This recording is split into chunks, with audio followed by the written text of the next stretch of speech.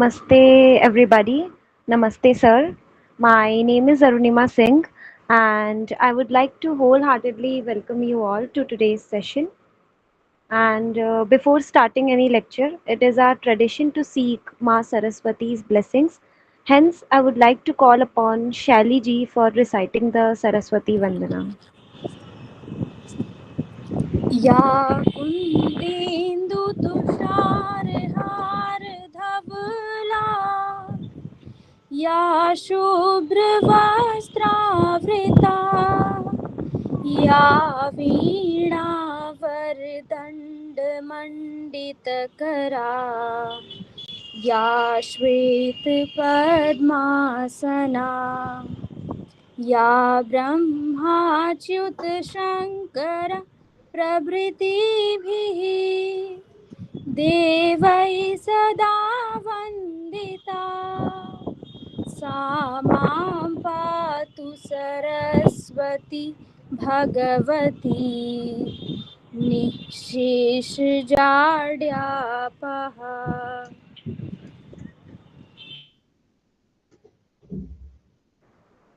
Thank you, Shali ji. And now I would like to give a brief introduction about Dakshi society. So, Dakshi stands for disclosing the ancient knowledge systems and heritage of India. That is, Bharat की प्राचीनतम ज्ञान परंपरा का पुंजागरण.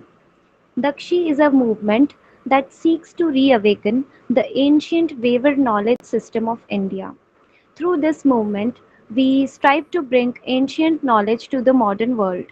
This includes the study of ancient texts and practices, engaging in discussion and debate, conducting research, hosting lectures, and participating in competition and workshops, and more. By doing so, the movement hopes to make ancient knowledge more accessible to everyone and bring it to the forefront of today's society. That's why the motto of this research-based organization is also Sanskriti Gyan Ki, which means the culture of knowledge. The topic for the current session will be from caves to cosmopolitan cities, which is how sacred South Indian dynasties reimagined the landscape. From caves to cosmopolitan cities, it traces the evolution of South Indian temple architecture from the 6th century to the medieval period. It starting with the Pallavas rock cut temples, it progressed through the monumental Chola temples, the intricate Vesara style of the Chalukyas and Hoysalas, and the grand temple complexes of the Vijayanagara and Nayak rulers. Over time, temples evolved from simple shrines into vibrant temple cities that became centers of religion, culture, and community life. It is my pleasure to introduce our distinguished speaker, Mr. Sivasankar Babu, a heritage researcher, educator, and founder of Babu for Heritage Initiatives. With over 40 years of experience in the finance and IT sectors, he has dedicated the last several years to promoting heritage awareness and the study of Indian history, temple art, architecture, epigraphy, and iconography. Mr. Babu holds a postgraduate diploma in archaeology, has trained in ancient scripts such as Tamil Brahmi and Grantha, and is the author of a companion guide on Tamil Nadu temple architecture. He is also associated with the Tamil Heritage Trust and has conducted numerous heritage training programs, lectures, and guided heritage tours across India. Through his widely followed YouTube channel, which is Babu for Heritage, and his extensive research and outreach work, he continues to inspire people to appreciate and preserve India's rich cultural heritage. So, I would like to request all of you to please join me in warmly welcoming Mr. Sivasankar Babu. And now I would like to invite the head of Dakshi Council of Historical Research, Indira ma'am, to welcome the speaker for the session. Namaste, sir. Welcome everyone to the Namaste. DAKSHI Council's 2026 series on South Indian temple architecture. I'm delighted to be chairing this session on from caves to the cosmopolitan cities. To brief, I have attended SIR's classes for the first time in 2024, and from then मैं sir को बहुत अच्छी तरह से follow कर रही हूँ और at the same time Shivshankar sir का एक बहुत अच्छा सा मैं ये बताती हूँ WhatsApp group में whenever you have a doubt related to your subject or related to iconography or the related class, 24/7 he clears all the doubts. He's so बहुत अच्छे ईच एंड एवरी क्वेश्चन को ईच एंड एवरी क्वेरी को sir clear करते हैं, सबको message करते हैं और is available for the students 24/7. That's the great thing. And then today it always has been a rewarding experience. जब भी सर का हम क्लासेस अटेंड करते हैं कुछ ना कुछ सीख के ही जाते हैं और मैं क्लास खत्म होने के बाद में आप सब समझ जाओगे. And he is not from I couldn't say he is not an historian or something because everybody works on history, and that too he's from a banking background, I guess. But it has always been a rewarding experience whenever we attend his classes and all. And on behalf of the DCHR and all our attendees, sir, thank you for being here today. You immediately God bless. accepted our request, and you said yes, I want to, I would like to meet all the Dakshi scholars and students, everybody. So मैं ज़्यादा नहीं बोलूँगी, आप सभी definitely enjoy करेंगे. And मेरा ये request है आप सभी से कि आप सभी लोग प्लीज अपना अपना वीडियोस ऑन करके सर को एक क्लासरूम एटमॉस्फेयर दीजिए ताकि सर और भी ज्यादा अच्छा हमको क्लासेस दे सके. और आगे भी sir in the future we'd like to collaborate with you and Babu for heritage for sure. So this will be the introductory one. Thanks a lot, sir. Thanks for accepting our invitation, sir. Yes, sir. Thank you.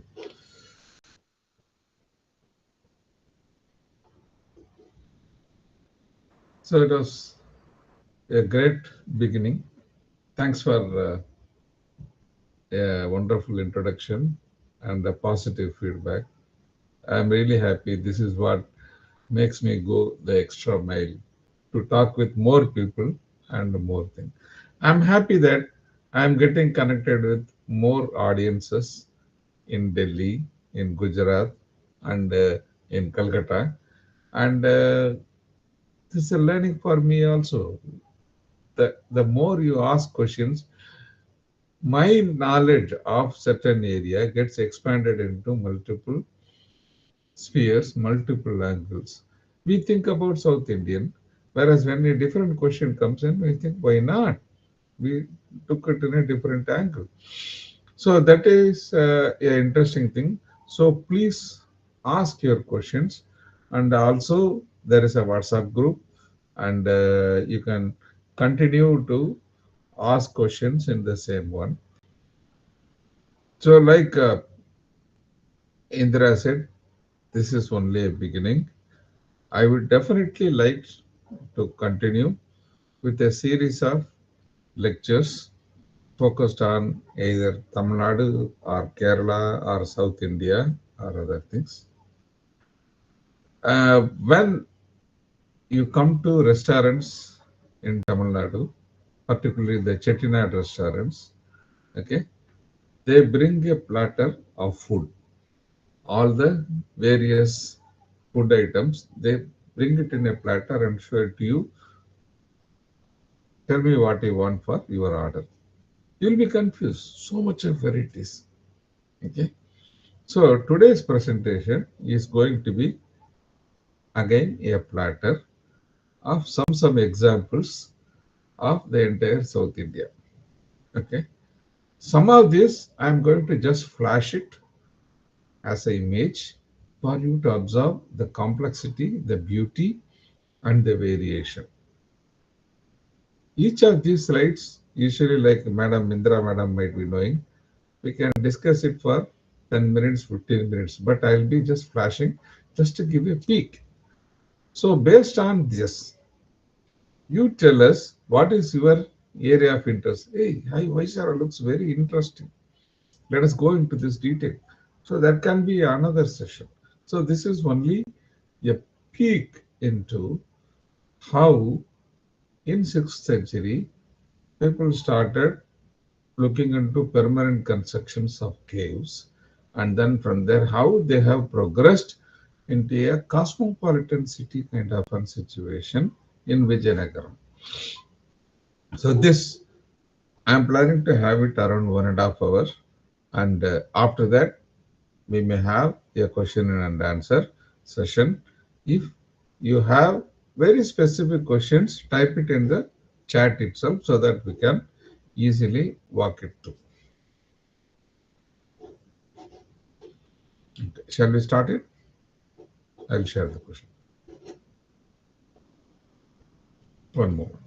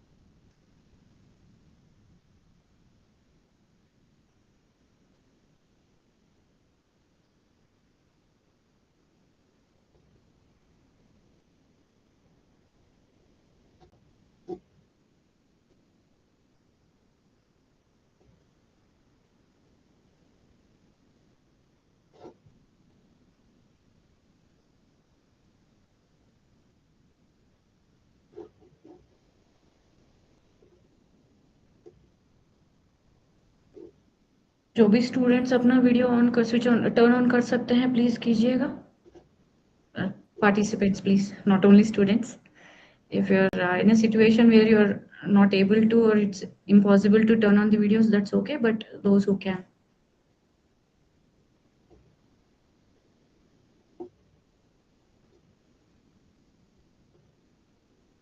Okay. Cool.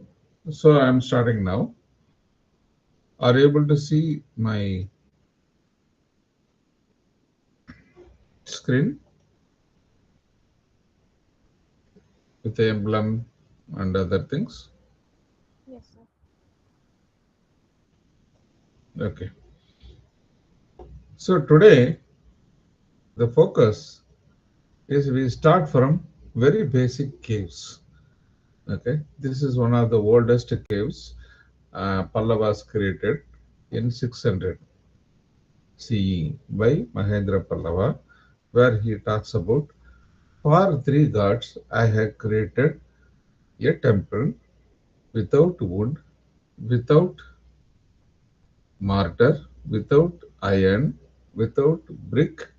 I have created a temple for three murtis. So this is the inscription that shows here. So basically, this is where you are going back to the earlier times where humans lived in caves, but that caves were natural caves. Here, they want to go back to the earlier memory. So this is in a artificial man-made caves. Is the recording proceeding? Hello? Hello, is the recording on? Okay, right. So starting from this, it expands to the cosmopolitan cities, and we are going to see how the South Indian dynasties or the Sthapatis reimagined the sacred landscape, and they expanded and created cities full of temples and cosmopolitan cities, not only temples, temples tied up with commerce, tied up with local population, and tied up with customs, festivals, and entertainment. So this is how the end product is Hampi, where it is not a capital, it is a collection of temples, collection of business, collection of entertainment, and everything together, put together, beautifully put together. And it was the richest place in India at the time.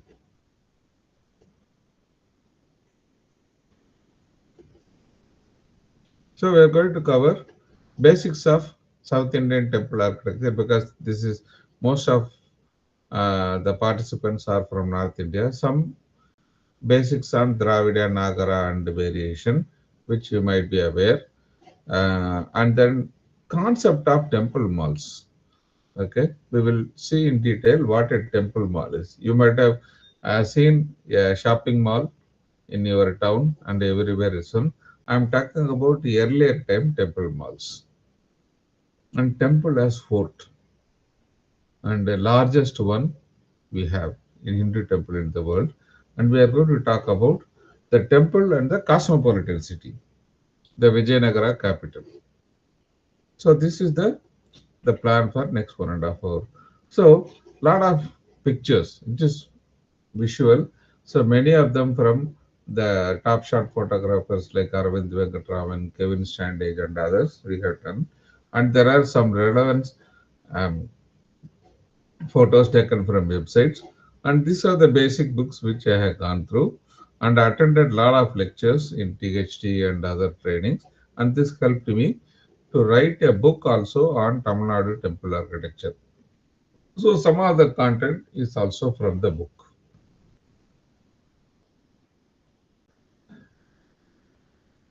In a simple way, we can compare or our ancestors visualized a temple as the equivalent of a human body. When you design something, you design not out of the world. You design based on something you already know. So when our ancestors designed a temple, what they think they already knew? Their human body. So your human body is normally split into 6 parts, and the same thing they built their houses and temples. So this is my old house, and this is one of the two-tier temple in Tamil Nadu. Like how we have your leg. The temple or the house also has legs called Adhisthana. This is the base. And then you have the body. This body part is this body part or this wall here. The third one is the shoulder, which is the prasthara or the roof, sunshade roof for the house. And after that, we have the neck part. This neck part is available here, and this is the neck part here. Okay. After this, you have the head, which is called the shikara, and this is the balcony is the shikara here. Now, the topmost part is the hairstyle or crown, and this is the called as tupi, number 6. So here in a house, where is the stupi? This is the one. This is your TV antenna can be termed as a stupi. So comparingly, we can equalize our house and our temple to a human body, and it is easy to remember as these 6 parts. So this is the fundamental concept with which we will explain to you later. Now let us see quickly how the temples evolved from. So in any place, your temple or place of worship will be the best location among the people living. So because this is the sanctum or this is a sacred place. So earlier people worshipped nature, sun, moon and others, and there were no physical place because sun as it goes you worship, moon, ocean, you go to the river and worship it. From there, when somebody tied a stone to a stick, he created the weapon and all the troubles for the world started. So they started fighting and it continues till Trump of today. So this weapon is cause of all the troubles In addition to using it for hunting, they started using it to oppress people also. So whoever is having the weapon is the king, and the weapon is worshipped. From there, having in weapon, they were keeping it in natural caves in the deepmost part. So this is how they worshipped it. When they come to the plains, usually this kind of an idols were kept under the tree or with a rudimentary roof. This is how the wood and mortar, brick and other constructions started. And from there, the people still had the memory of their old great time in the very stable caves when they were living there. So once their technology of iron, chisel, and other things is perfected, they started identifying comfortable location and started creating cut-in caves for their sanctum or as sacred enclosures. So this is one. And from there, they went into the next step of monoliths. What is a monolith? Monolith is one single boulder which is completely carved into a full and full standalone temple. If I say in simple terms, remove whatever is not looking like a temple and then create a temple. So it is not something as a small part of a mountain. The entire setup is cleaned up and created a single solid temple. Okay. Tired of going in hunting for places where rock or mountains are available, like the earlier days, they started cutting stone into cubes and squares and then perfected the technology of stacking the stones and building structural temples, like how they were building in mortar and brick earlier. So all these stone structures are now standing, and this is what we see after 1500 years. Now in modern technology, we have concrete RCC constructions where we can do all the curves, load bearing and other things very fast and beautifully done.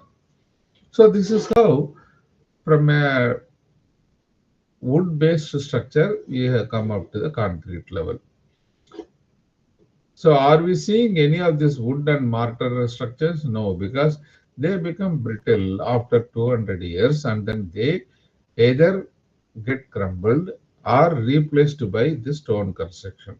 One of the oldest temples we see in Mahabalipuram is around 3rd century BCE, where the foundation is from the 3rd century BCE. The upper construction is from 5th century CE. From this has moved over to the grand temple where the entire building is in concrete and it has got lifts also. So this is how the evolution of temples. Temples, the very basic forms, earlier forms, were primarily based on their memory of the earlier living in hut form, this form and circular form and with this four square form and a triangle form. This is how they done it.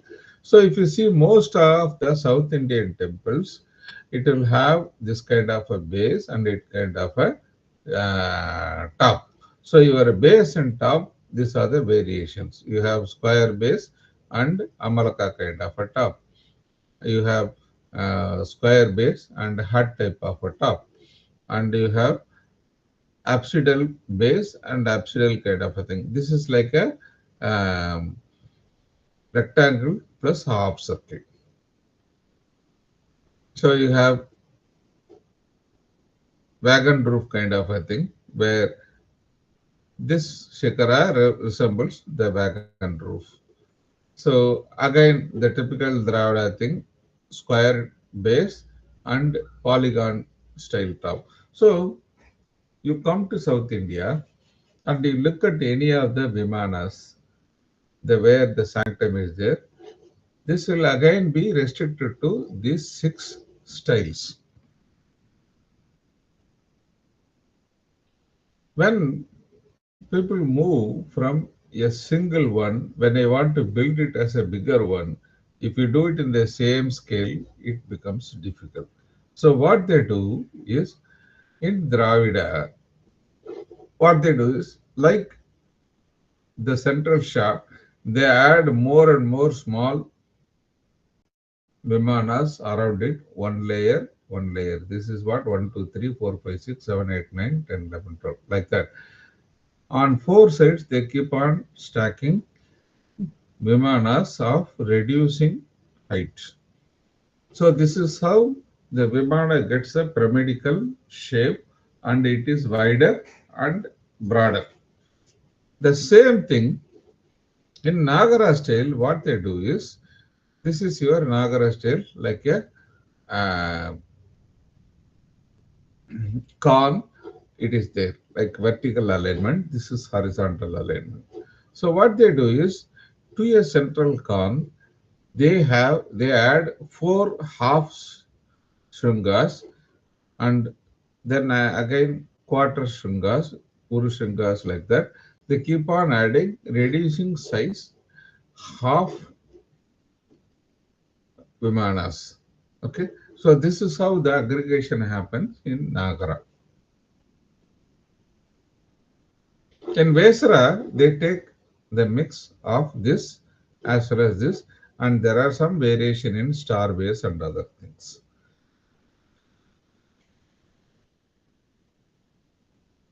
Just to give a perspective, since it is a pan-Indian audience, I am giving you some of this Indian temple styles in terms of Nagara, Vesara, and Dravida. To give, I think most of you might have known, Nagara is typically the North Indian style where your vertical alignment is critical. Okay, like that, vertical lines and other things, that is how it is stacked. When it comes to southern side below India's, you have your Dravida style where the stacking is an horizontal in a pyramidal way. Vesara in the middle layer is the mix of these two. So they take some features from here and some features from there. So this is your Dravida. You can see the pyramidal stack of many Vimanas. Then you have the Nagara where you have the vertical alignment of temples. Okay. So your Vesara is taking some elements like stacking like this, and some of the stellate and other aspects from Nagara, and this is the Vesara style. When it becomes larger, they add more and more edicules on all four sides, and this becomes a complex shakari kind of an Vimana. Instead of stacking on the side, if you stack small mini Vimanas, like how you do in Dravida Vimana, but in a circular fashion, this becomes a Vesara style Bhumija.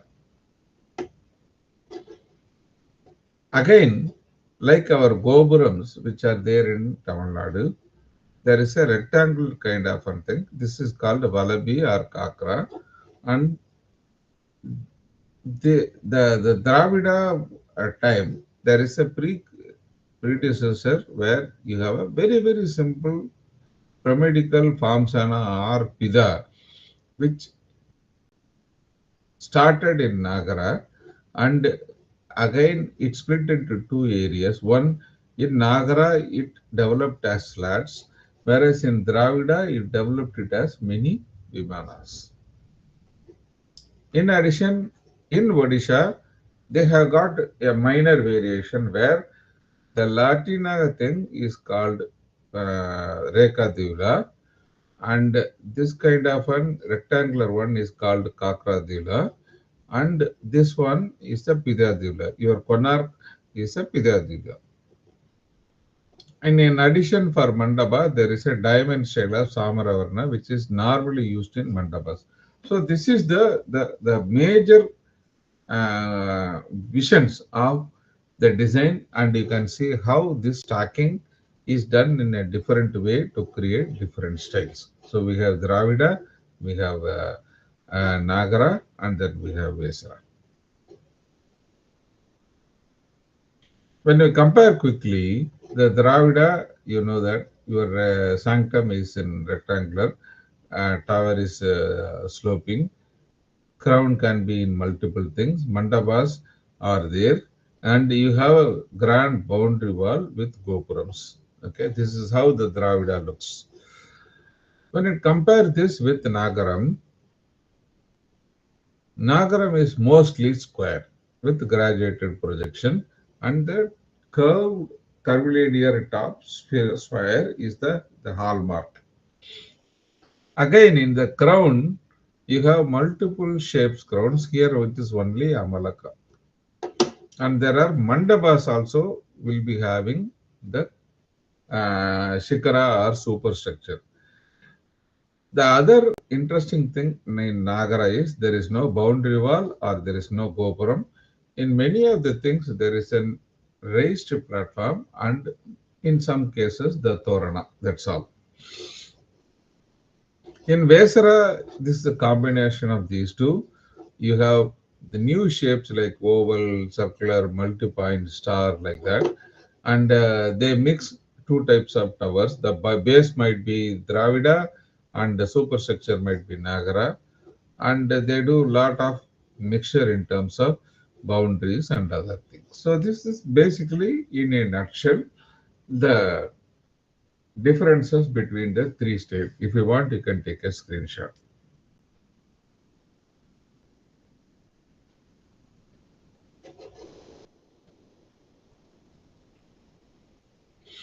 Okay. Now, we are going deeper into the Dravida architecture, which is related to South India, primarily Tamil Nadu, Kerala, Karnataka, Andhra, and parts of Maharashtra and some amount of Odisha area. Okay, so here the interesting thing is your sanctum will be in multiple square or rectangle or this one and pyramidal tower, and you have a collection of mini vimanas stacked and then going forward. The shikara might be in multiple shape. It can be square or it can be polygon or rectangle or apsidal. And you have walls with vertical niches. Okay. And the temples will have multiple enclosures with gopuram. So this is the key points of a Dravida architecture. When you look at the South Indian states, this basics is consistently followed with minor variations relating to regional specialization and innovation at a later point of time. This is what we are going to see in the next 1 hour. So now coming to temple malls. What is temple mall? How many of you have been to shopping malls? So what is a shopping mall? What is the benefit of a shopping mall? You can type in chat. What is the benefit of having a shopping mall?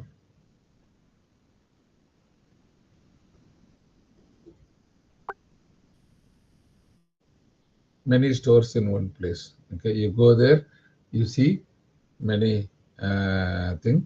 Every product is available. Cool. So like this, we had temple malls everywhere. You want Vishnu, go a temple, available. Shiva temple, available. Shakti temple, available. Okay.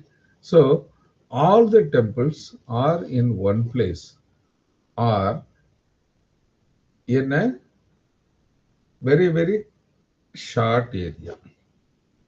Okay. With all the facilities. See, your mall is not only shopping. This is what we are missing. Okay. Your mall, when everything is available, then it becomes a supermarket. When we talk about mall, it is something above supermarket where you have recreational facilities, you have restroom facilities, you have relaxation facilities, fantastic car parking, and in supermarket you can't expect all these things. Okay, so this is ecosystem by itself for shopping. Like that, Your temple malls were the ecosystem for religious and art-related activities. So mall means retail complex containing variety of stores, often restaurant and other business housed in a series of connected buildings. So this is what a mall is, the modern concept. In a temple city, okay, the concept is a small temple, which was only a sanctum, gets expanded into a very big fort kind of a thing. It is so big that even town buses fly inside that particular temple. Okay, that is the biggest one, like Sri Rangam. Then you go to the next concept of temple malls. Different temples, different monuments, different styles, deities, and period in a very compact area. You can see any number of temple malls. Can you give some examples for this? Temple malls in chat.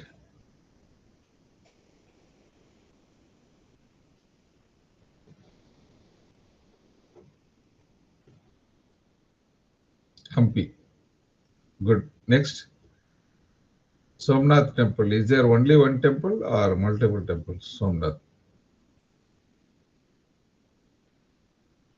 Right. Anything else? Good. No. Bhagadisra is a single temple. Only one temple. One temple complex. Now, as you go into the examples, we will see. Okay. Now you got the hang, right? Tirupati Balaji. Again, it is a single temple. Okay. I will explain, then you will see the differences. See, when you have a temple, inside the temple, there are a lot of Parivara Devatas or secondary subsidiary temples for the secondary gods. Okay, this is not a temple city or a temple mall. This is the temple as a whole. There is a presiding deity and all the family, everybody. When Shiva temple is there, there will be definitely be Muruga sanctum, Vinayaka sanctum, Sakti sanctum, and all these things. Here it is slightly different. Okay, many temples concentrated in a single site with a small area, with the historical site of continuous temple development. They start one temple, two temple, three temple. They keep on developing in one area, and this has got the clear sponsor or push of a dynasty. That is where the contribution of the dynasties come, and they keep on experimenting on a new style. Okay, and everybody is there because the stapati is material. So when we are doing a rock cut,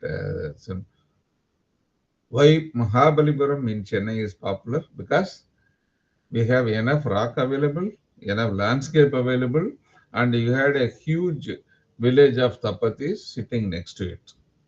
And normally this will be very near to the capital. Maybe the capital or very near to the capital where the sponsors frequently track it. So this is the characteristics of a temple mall. So now we know that why Tirupati Balaji or Bhagavatiswara temple and other things are not temple malls. Okay, they are single temples.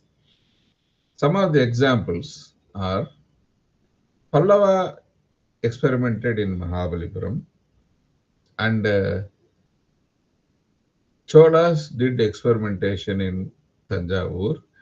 There was some experimentation in Nagara in Alampur. Okay, Vesara experimentation in Hoysala. Kalinga did some experimentation. Vijayanagara built cities full of temples. And the remaining ones which I am not covering, I am also showing you a wish list of such temples. Okay, so this is the concept where how a simple place of worship starts expanding into a very large ecosystem, and it becomes a city by itself or a mall by itself. So we will start from the early period, Pallavas. Pallavas had their capital in Kanchipuram and their port and main art city in Mahabalipuram. So this Mahabalipuram is a rocky place where lot of boulders and other things are there. It led to fantastic experimentation uh, in varieties of aspects. So in a short period of 100 years in Mahabalipuram, they did a lot of interesting things. Prior to that, they had only brick and mortar temples of Pallavas. When it was 400, 500 BCE, they are still available. Only 2, 3 are available now. The rest has been damaged or reconstructed. These are all very rare full brick and mortar temples of Tamilnadu. So this is the old one. From there, the next level, they go into cut-in caves. So this is the first cave I saw during Mahendra period 600. He creates lot of small caves in and around this area in Chennai to Trichy. Then the next experimentation, his son Narasimha creates experimentation in monolithic rock. What is interesting here is in all over India, this was the first experimentation in monolithic experimentation, which was followed later period by Rashtrakutas in the Grand Ellora temple, and few more similar temples are there in Madhya Pradesh and Uttar Pradesh, which are more of volcanic rock, which is easier to cut. Here, this is granite, one of the hardest materials. So they have created beautiful standalone temples. This entire thing was a boulder. Out of that, they have created separate temples. Then they cut this into bricks and start building on structural rock temples, where they stock the rock and then start building it. This is the shore temple of Mahabalipuram, which is the first structurally constructed rock temple of Tamil Nadu. So this created its own challenge in load balancing and how to distribute the load and other things. They created a lot of other innovations in this. From this one, they went into apartment mode. In Delhi and Gurgaon, you think that apartments are the in things, and then this is the modern amenities of 21st century. It is not so. Gods were living in apartments in 7th century. This is a temple built by Pallava where it has got 3 levels, and Vishnu stays in different pose in 3 levels. In the ground level, he is in sitting form. Second level, he is in sleeping form, and third level he is in standing form. So gods were living in apartments from 7th century. This become very complex where instead of 3 sanctums, now it is a multiplex. Here it has got 9 sanctums within this Vimana. So all kind of experimentation in simple terms, it has been done by Pallavas. So these are some of the caves which Mahendra created. See how it is getting refined. Mandagapattu, Mahendravadi, Dalavanu, and Mamandur. So number of pillars are becoming bigger. The ornamentation is bigger. And see 7 pillars. And now one of these Pallavaram temple has been converted as a mosque. So these are the cave temples. This is where the beginning, which are still available. From cave, you go into Mahabalipuram. This is one of the temple malls, where Mahabalipuram contains your caves, monolithic, structural, as well as modern temples. Everything is there in Mahabalipuram in one place. Around 60 plus monuments are there. So this is why I am calling it as a temple mall. Everything is available. Variety. Anything you want, it is available. See, in cut-in caves, you see so much of variety. Koneri, 2 style pillars, and then Tirumurti, 3 beautiful sanctums, and then Varaha temple, the most complete and beautiful rearing line panels. Ramanuja with fantastic structure. Mahishasuramartini cave with the fantastic panels, and Adivaraha cave where the original cave has been covered by two mandavas of later period. And then Panchapandava caves where Sandara was also attempted, and Adirana Chanda cave where there is an inscription in Hindi as well as in Grantham displaying the same area. This helped us to decrypt Grantham in a simple way. Similarly, Tiger Caves. This is the ultimate creation of Pallava where you know what it is. It can be a stadium, it can be a festival thing, or it can be anything. So this is creativity of Pallavas. Similarly, monolith also they had varieties. So this is a Nagara style, and this is a Dravida style, and you have Draupadi with the hut, and then you have Nakala Sagadeva in the absidal manner, like the earlier Chaityas, and you have Arjuna Radha in the two-tier stacked fashion. You have Bhima Radha in the wagon uh, uh, wagon cover kind of and sala roof. You have Dharmaraja Radha with the three stacks. You have Ganesha like a Gopuram. And similarly in Pandian also, Pandya in the down south, they also created something in a similar fashion. So this is how the monolithic experiment started. But again, with this, it stopped. Around 7th century, it stopped. And later it continued in Ellora and some other places in Uttar Pradesh. When it comes to structural thing, Mahabalipuram Shore Temple is the first structurally built complex. What you see here is one old open bas-relief temple. Around this, two temples were built, Rajasimheswaram and Kshatriya and with a small pond on it. And there are two mandavas which are damaged, and you also have the first gopuram coming up on this. So this is the first rock cut structural temple. This is the first one with gopuram, and first one built as a double temple. It is a unique one which you must see in Mahabalipuram. So this is the Pallava creation. So then the focus shifts to their capital, where they create one fantastic temple called Kailasanatha in some AD 710.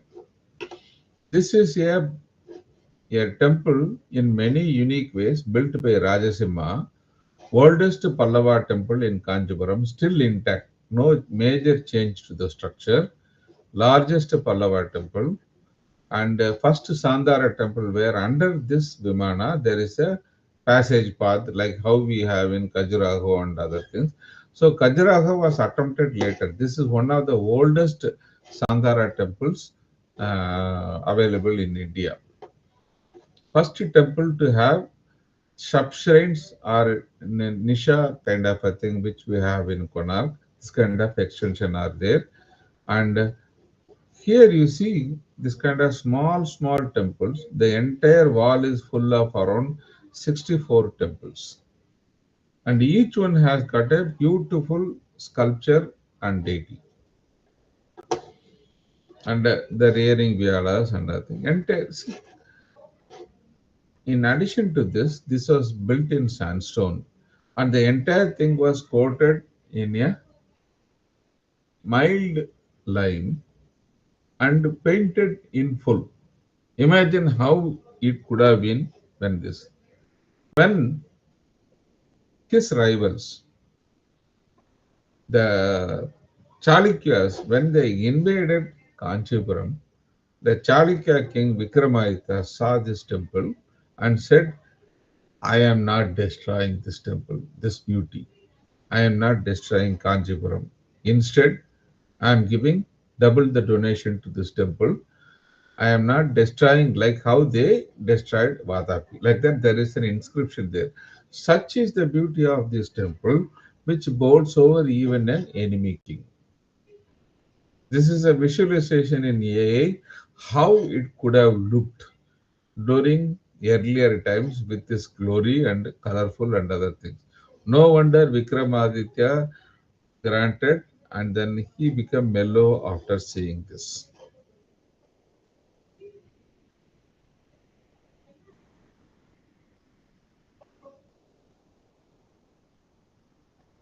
Then we are going to apartment of gods. Later, the next generation of Pallavas built three temples, one on top of other, with stairs inside the complex Vimana structure. This is how it looks like. This is your ground floor, this is your first floor, this is your second floor, and the remaining. For going into this levels, there is a staircase inside the Vimana structure itself. Think of how complex it will be. And this is the second oldest temple in Kanjipuram. Three Perumals and three levels. And it has got a beautiful, this Prakara has got a fantastic history of comic book like panels describing the history of Pallavas from Brahma up to the current king. So, like this, lot of other apartments of gods were also built in Tamil Nadu. The first one, Mahabalipuram, Dharmarajaradam, Kanjipuram, and Uttaramerur, 9 sanctums. And like that, multiple temples were there. This is called Ashtanga Vimana, Tirukostur in these two are in Madurai, Karaikudi, and these three are in Tirunelveli district, Mannar and other things, deep south. In Chennai also, in modern times, we have in Vijayanagara, there is a Ashtalakshmi temple which is modeled on this.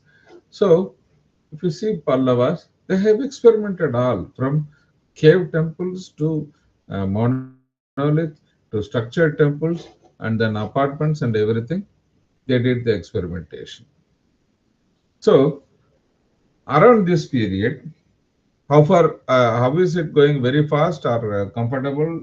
Is my pace correct? Quick feedback. Yes, sir. Okay, cool. So now we are moving over to somewhere in between Alampur near Kurnool. This is a confluence of two cities where two rivers join together, and we have a series of Navabrahma, 9 temples in one series. You can see these temples here: 1, 2, 3, 4, 5, 6, 7, 8, 9. 9 temples. Okay. So this is where the Chalukya kings, around 600, 700, 800 time, they experimented in building temples, and this is where the Nagara, Vesara, and the Dravida gets clarified in the middle area. So this is the series of temple. And how do you find this? This is basic proto Nagara kind of a curvilinear kind of things, which you see consistently in North India. So it is in Tungabhadra in Krishna. It is called Dakshina Kasi and Nava Brahma temple. 9 temples in which Shiva was worshipped by Brahma over a period, and there is also a Shakti Pita. In addition, there are few more temples. The interesting story is there was a dam constructed in Tungabhadra. So many of the temples which are getting submerged, they have been dismantled and moved into a safer place 2-3 kilometers away. There is Sangameshwara temple, and there is one more group of Famsana temples in Pavanasi. So in a very, very small place, this is around 15 kilometers from 15-20 kilometers from Kurnool. You can spend one full day looking at different types of temple, different sculptures, different images and everything. This is what primarily a temple mall is. Okay. When we talk about the Latina, Famsana and other things, this is your typical Dravida Vimana and this is your Nagara Latina Vimana. And the other one is a stacked Pamsana style Vimana. So this is stacked and this is all of them follow the same components almost. The local names might be different, but the concept is same. You have this foundation, you have this pita or adhisthana, and you have this wall or janga, and you have this kapota cardis or the roof, and you have this central arch where this is your nasika, and you have this sukhanasika, and your vertical alignments and madhyalata or central alignment, and you have layers bhumi, and this is tala, and this is throat, this is your gandam, and this is your amalaka or shikara or dome. So, and the kalasa. So ultimately, the basic structure is same, parts are same. How they are implemented and how they are ornamented are different. So once you understand it, it is easy to identify and differentiate among temples. Now, a brief history of Navabrahma temples. So this is mentioned in Krishnadevaraya Grant as Navabrahma. That is why the name has been given. So this is Puranic is Brahma in 9 forms. Shiva in 9 forms was worshipped by Brahma for restoration of power of creation. So it's a Siddha center, and then it was done by the earlier Pulikesi after Kanchi campaign, and he stayed and then started experimenting. And this is from 6th century to 8th century.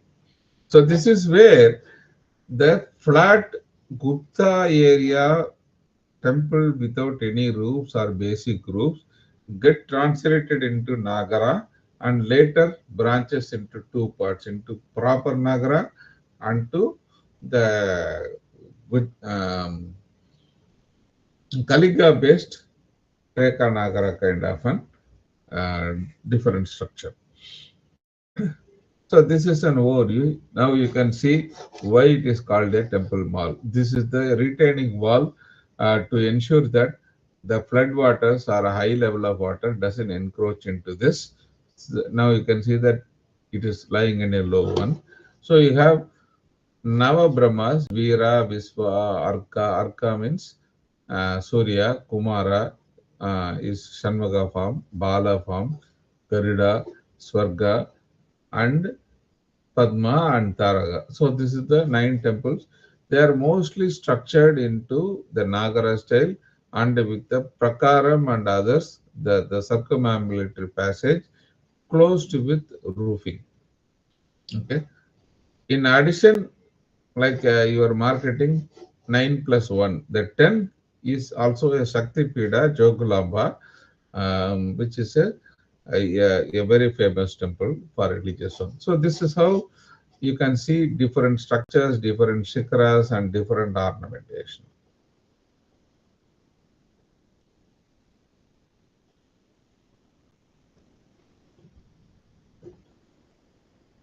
The key features are Veera Brahma has got a grand Sukhanasi.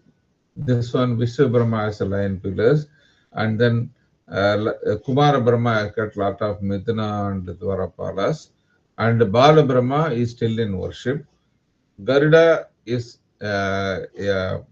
same plan like Vishwa, and Swarga Brahma has got later king Vinayaditya. It has got lot of interesting sculptures, and this one is Padma is incomplete tower. Taraga is very small. So this is a thing where you can go there and then explore and find the difference. Okay. Now the crown is the Jogalamba temple, and this is the Gopuram, and this is the sanctum. This is a old temple, but it has been renovated with a modern structure. So it is the first primary 8 pitas. This is the 5th one. It is Urdhva Danda, upper jaw gear, and the ideal is ferocious with scorpion, frog, lizard, and other things. and this is the image. What is interesting is this temple. This was near the shore, one of the largest temples, and it has been moved block by block by the Andhra ASI team led by Sivasankar sir. So it is Badami Vikramaditya, the king, who pardoned the Kailasanatha temple, the same king, Vikramaditya one, and they shifted it somewhere near due to the Sri Salem flooding. And this is a classic Vesara structure. Why Vesara? This has got your roof up to this. This is more like a Dravida kind of an wall and structure. But when it comes to superstructure, this is using the Nagara type of superstructure with a very, very conical amalaka or something. Whereas when it goes to later period, this amalaka becomes very flat. So this is the front. You can see that up to this is like a typical Dravida one with the costumes and other areas. The beauty of this is the costumes. The very ornamental costumes has got fantastic sculptures which has been removed and restructured. The entire city is restructured, temple is restructured on this one. So you can see different kind of, you can see the different kind of windows, jalakas and the toranas. Toranas you will be normally seeing makara. Here you can see any number of structures. See, you can see your normal makara, slightly different makara, and you have one more style of makara and another elephant kind of makara. Okay, and see the differences. All these things are sculptured in red sandstone. Similar mermaids, beautiful mermaids, and then swans, and your sea maids, and also the Jalakanya kind of thing. So fantastic imagination. Nothing is same, totally different, and beautifully restored. When you go further slightly out, you also come up with some more interesting ones. A group of 23 temples, all are having Famsana. Okay. This is the photo, Google photo. See the cluster of temples. Everything is Famsana. And if you want to see Famsana kind of an architecture, this is the place to have. Around 15 to 18 temples are there in Famsana alone. See this. Famsana stacking is a structure, but shapes different. Rectangle, apsidal, round, square, everything is available. Nagara square, and then Vesara circular, and then Vesara apsidal, and then Nagara Amalaka type of there. Okay, and your Nagara Valabi type, the elongated rectangle, and your Nagara square type. Everything is available in one place with beautiful structure. And this is another view. You must go to this place to enjoy Pavanasi temples in structure. It has got also lot of fantastic fine sculptures, Saptamatrika. Interestingly, on the roof, on the Vidana, you have your Dikpalas sculptured in fine detail in the roof Vidana. That is another highlight of this temple. So finishing the Alampur experimentation, which was around 600 to 750 kind of a time frame, we are now moving to the later Chalukya 700 to 800, 900 kind of a series, who were contemporaries of Pallavas, and then how they learned from Alampur and built fantastic structures in 4 places. In Mahakuta they started, and then their earlier one was Aihole, where a lot of experimentations were done, and then later on their crowning area was Virupaksha, and finally they moved to Badami for cave temples and other things. These four places, within a range of around 50 kilometers, give a fantastic collection of minimum 15 to 20 temples each in all these locations.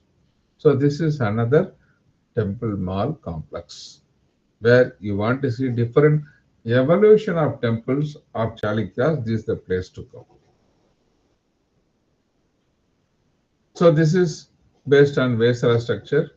You have different bases, and then tower is circular or Nagara Latina. Mukhamandapa is a variation which is not there in Dravida, and the walls will be like Dravida.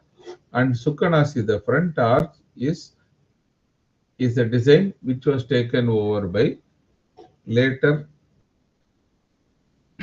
North Indian kind of temples. Okay.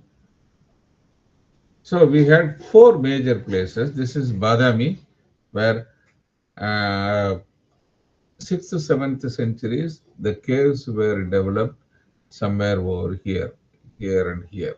Okay, but at a later place when it became the capital, and when Rashtrakudas were ruling it, lot of other temples were developed around this.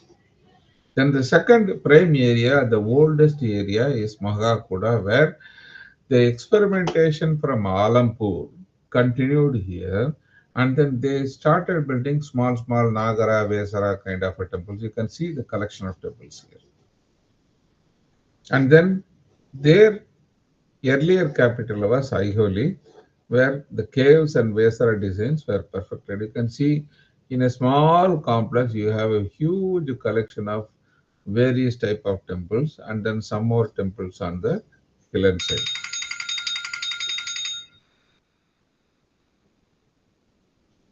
Okay, the final one, it is their crowning place. It is Pattadakal, where a compact area is full of the ultimate artwork of Pattadakal. Okay, this is the pinnacle of Chalukyas, where the latest period after invading Pallavas and a lot of cultural and fighting exchanges, they got a hang of it, and then they also brought a lot of sculptures from Tamilnadu, and the Tamilnadu Dravida style developed here in a big way. Earlier ones were Proto Dravida, Proto Nagara, and this was middle, and this is complete Dravida. So Badami looks like this. This is where the caves are, and this is the Pavanatha and other temples, and the caves and the big temples are there. Next one, Aihole. This is a sample where in a small complex, the Aihole Durga temple, Lord Khan temple, and all the other temples are here. See the difference, each one in a different structured way. And on the temple, you have two more caves and the fantastic the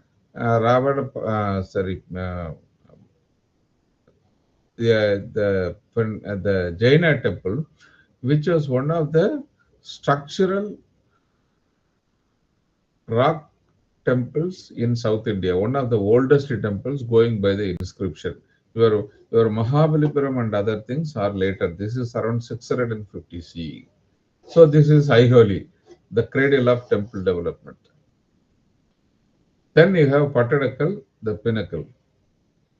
This is ultimate, where you have the Nagara sides temple, the combination temple, the pure Dravida, the mix of Dravida and Nagara, and we have Nagara and everything available in various designs. And then there are so many small temples where they have experimented.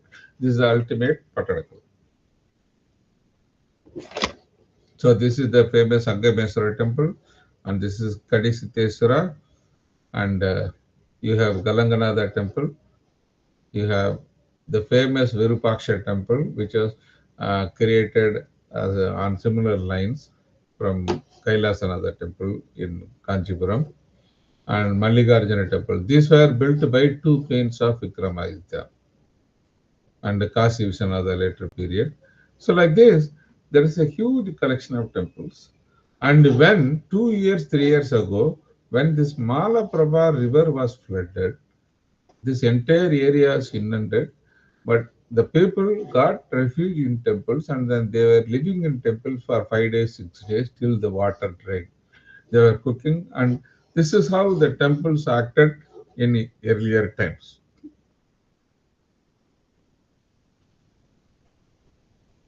Finally, the beautiful temples of Aihole, the Durga temple,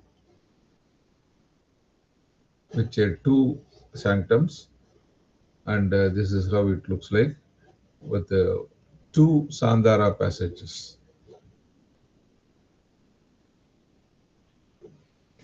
From this, we are coming to the next area around 9th, 10th centuries. In Hoysala, they create the aggregation in a different way. Okay, they create the concept of Kuta Vimana, like how we have 1 BHK, 2 BHK, 3 BHK. They have one sanctum plus one hall plus the entrance, double, triple, like that. So the idea is we have multiple sanctums for different gods, but instead of having separate large buildings, what they do is they have a common mandapa which is connected to all the temples. So it can be Tvikuda, so it can be two temples in Koravangala, Trikuda, three sanctums connected to a common Rangamandapa, 4, 5, 7, 9. All these are available, experimented. This is how they expanded temples.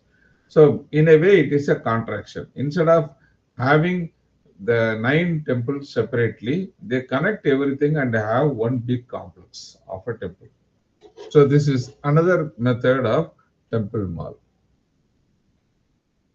When we talk about Hoysala, they created their own stellate plan, which is a difference, and 2 or 3 sanctums connected together. And you have beautiful raised platform where a lot of Ratnapatika up to animal friezes are there. And your Thala or Hara is created or decorated to the core, primarily because in this area, what we get is a soapstone. This is something like your soap. When it is cut from earth, it is like a soap. You can carve with a needle, that kind of smooth. When, hello, yes, when Please you go. are exposing it to the sun, it gets harder. So you can create very fine level of ornamentation in the stone. But the bottom line is, negative side is it can't take much load, it will crumble. So that's why the Hoysala temples have only 3 to 4 talas maximum.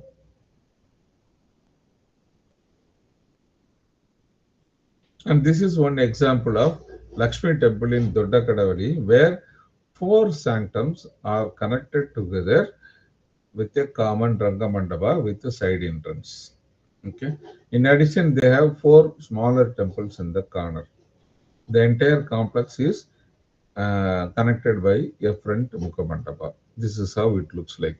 So these 4 kutas are connected by a common Mandapa, and this is outer. These are the 4 kutas.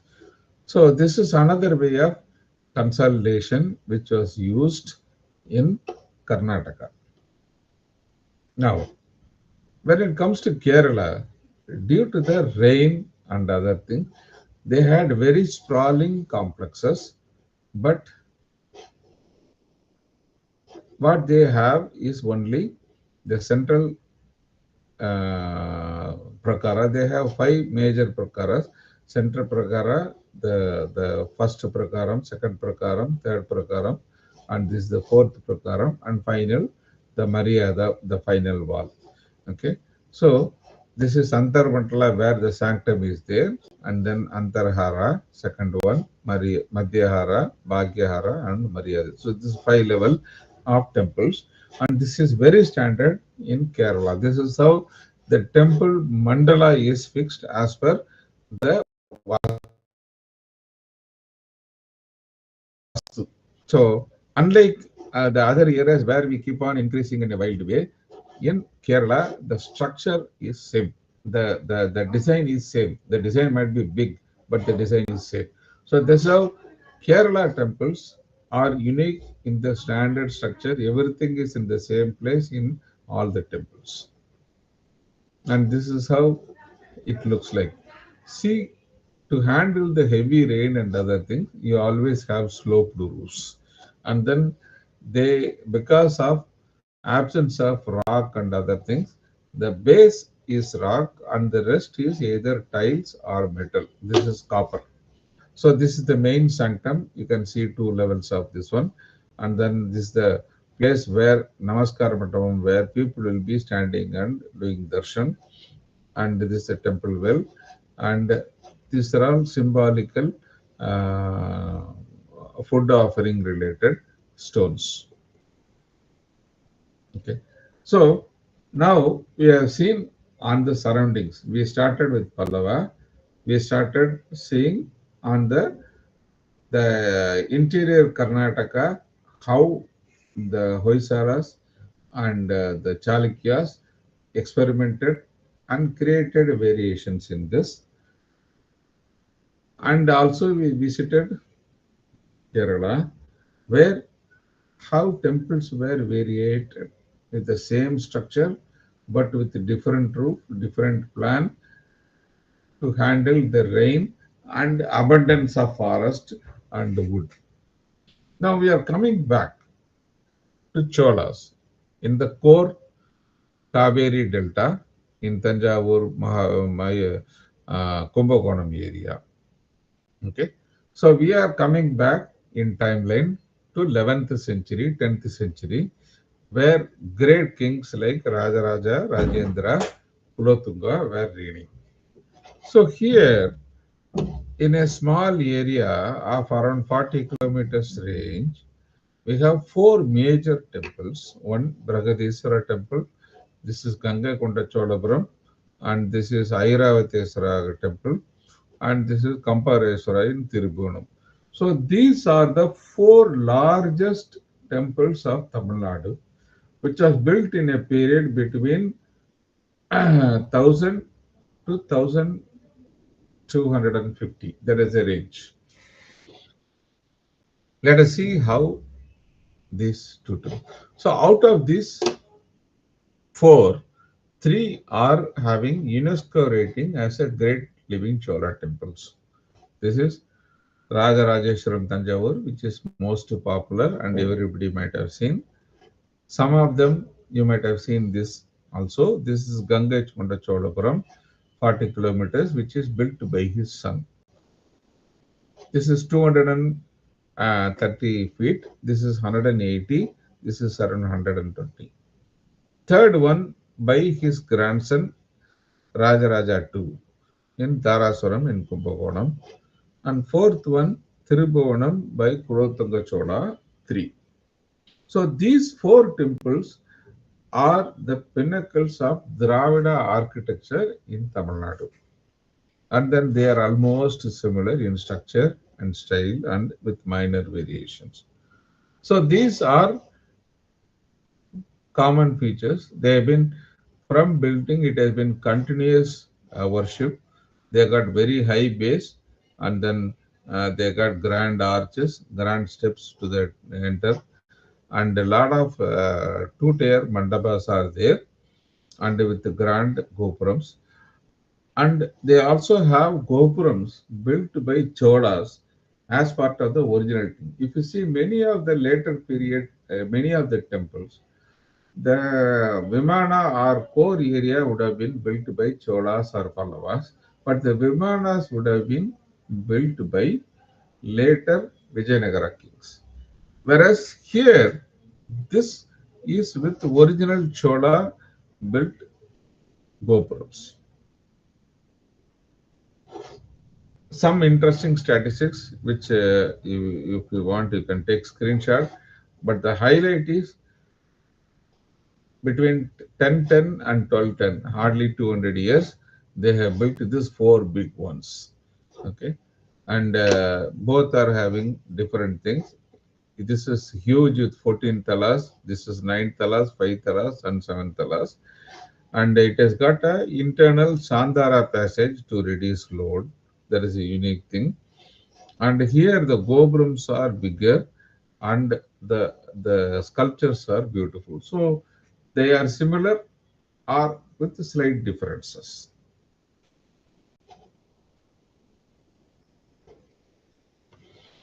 Now, after this, Pandyas ruled for some time, and around 1250 or something, South India faced a major setback, where the Turkish rulers and Islamic rulers had series of invasions into Hoysala country, and then into core Tamilnadu and Madurai, Trichy, Chidambaram. All the big temples were sacked and destroyed. So later Vijayanagara came up, and their first job was to restore it and then start these temples and then start worship and do it. Now, learning from this experience, what they did was they also built temples with large, tall walls and fortifications with the grand gopuram, so that they also function as fortifications or safe houses in terms of um, any invasion, and we are able to defend the temples. Okay. So this is the period from 1300 to 1700, where the many of the open areas were covered with flat mandapas, and pillar technology taken to the next level, open courtyards closed, and this is where we see the idols of sponsor kings and queens. Okay, and we have fantastic wide corridors like Rameswaram, which is the longest corridor, temple corridor in the world, and the Madurai thousand pillar mandapa, which is each pillar is a veritable work of art. This entire thing is single stone. It has got a load bearing component, and it has got a sculpture, and it has got other details. And such a beautiful, intricate carving in pillars and the musical pillars. These are all innovations when Vijayanagara started working on temples. Okay. The Madurai Meenakshi temple, which was there during Pandya time, was totally destroyed and rebuilt by Madurai Nayakas. Okay, with the grand gopurams and other things. You can see this. This itself is like a town, a small town with self-sustained. All the temple things has been roofed. It has got 14 gopurams, and tallest one with 170, and 14 plus mandavas, and there's a golden lotus pond. This is one of the famous areas, and the main sanctum is here, and the thousand pillar mandapam which I saw earlier is here, and fantastically covered rectangular temple fortress. This is where the concept of temple as a fortress is expanding. From a mall, it is moving into a fortress kind of a structure. Now, moving over to the next level. So, this is another temple in Tamil Nadu. Can you guess which temple it is? Anybody? Little tough. Okay, this is a small town away from Tanjavur. This is called Mannargudi. Um, See the complex. 5 prakaras, so many things. This is the sanctum. This entire temple is secured in a huge wall with very, very tall one, and this is the human. Similarly, the famous Arunachala temple in Tiruvannamalai near Chennai, where the every year in Kartika Masha, a huge fire is lit on the mountain. So this has got also grand gopurams on all sides and so many concentric circle prakarams. And this is enclosed with a huge wall. You can see the size of the car and the size of the wall. So this is how temples as a fortress starts developing. It is very tough to breach and come in except by cannon. Then the ultimate of all, the temple fortress. This is Srirangam, it is popularly called. This is in Trichy. It was extensively renovated by Nayakas. This is the largest functioning Hindu temple. Angkor Wat is bigger, but it is not under active worship. The recent years, there is one more temple, but again, this is under modern temple, not under old temples.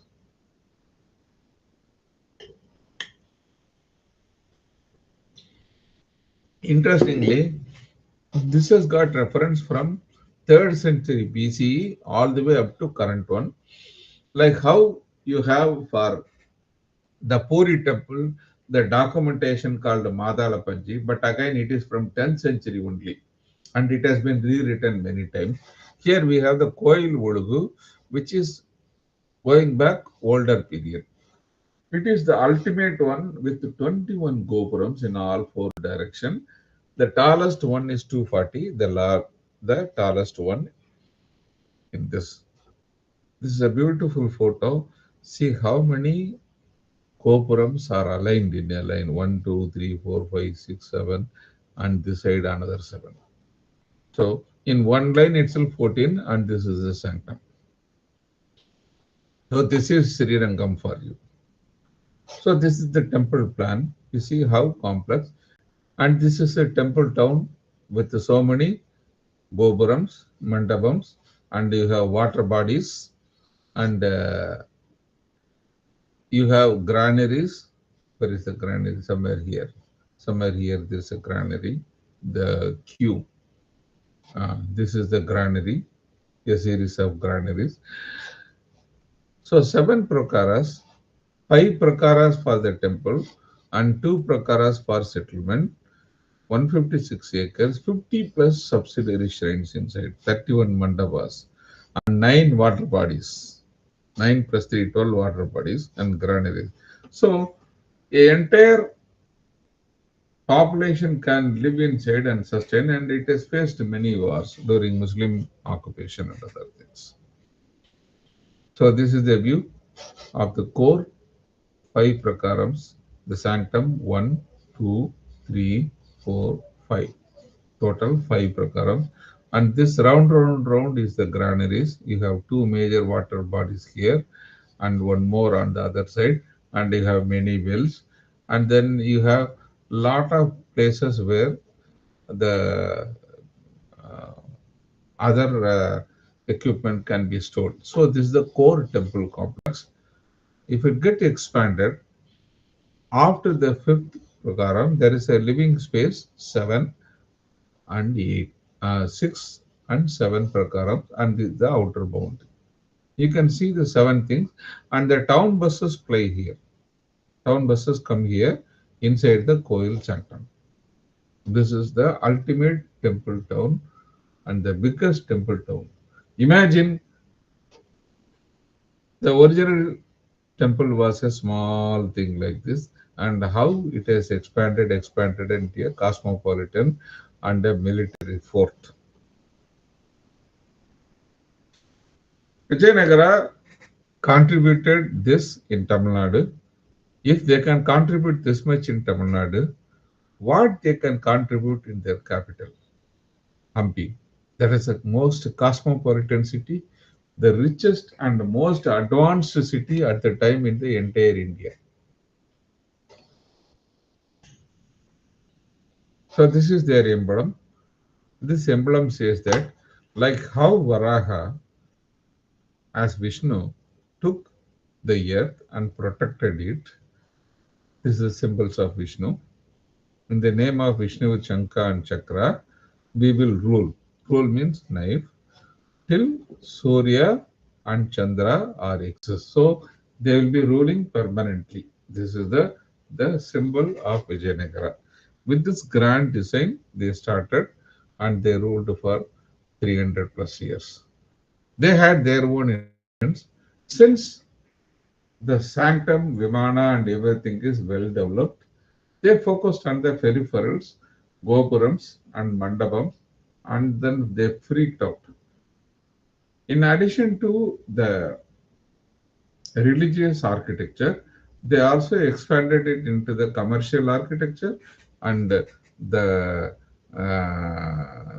royal architecture and military architecture. Everything they did in a structured way. That's why I say that the temple which started developing expanded into a cosmopolitan city. So the Vijayanagara architecture has got religious architecture in terms of huge monolithic chariots, composite pillars, slender gopurams, thousand pillar mandavas, covered prakarams, and friezes in prakaram.